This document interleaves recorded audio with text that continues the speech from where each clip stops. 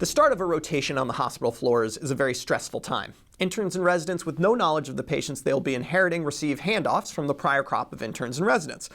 Handoffs convey all sorts of information about the patient list, major diagnoses of course, but importantly complications along the way and the current plan of care. In my experience, there's a fair amount of cautious editorializing as well. This is a 73-year-old gentleman with a very interesting affect.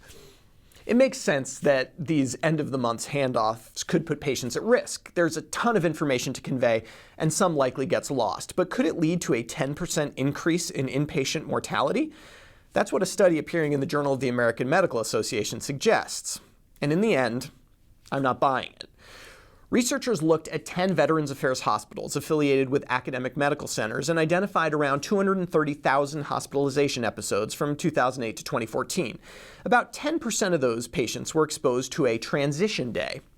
Overall, the inpatient mortality rate was around 2%, but among those exposed to a transition day, the rate jumped to 3.5 to 4%. Watch out for that new team, huh? Of course, when you think about it a bit, it's not as straightforward as it might seem. Here's why, schematically. Sicker people are more likely to die in the hospital. Sicker people are also more likely to have long hospital stays.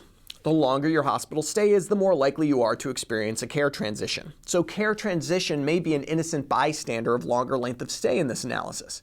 To their credit, the authors adjust for this. But length of stay isn't the only issue. There's something else I call the wait till Monday effect.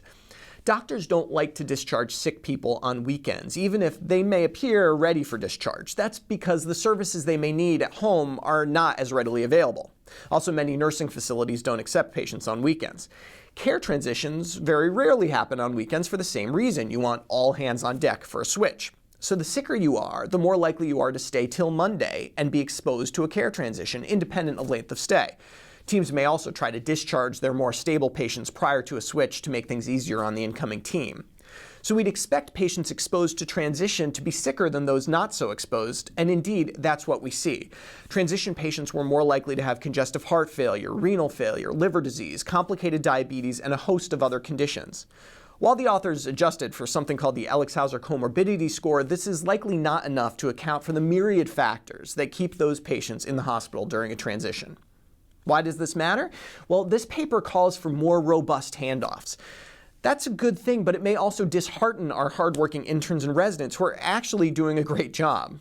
Trust me, they already feel the weight of the world on their shoulders. Forcing them into some handoff re-education program may not lead to the benefit some think it will. For MedPage Today, I'm Perry Wilson.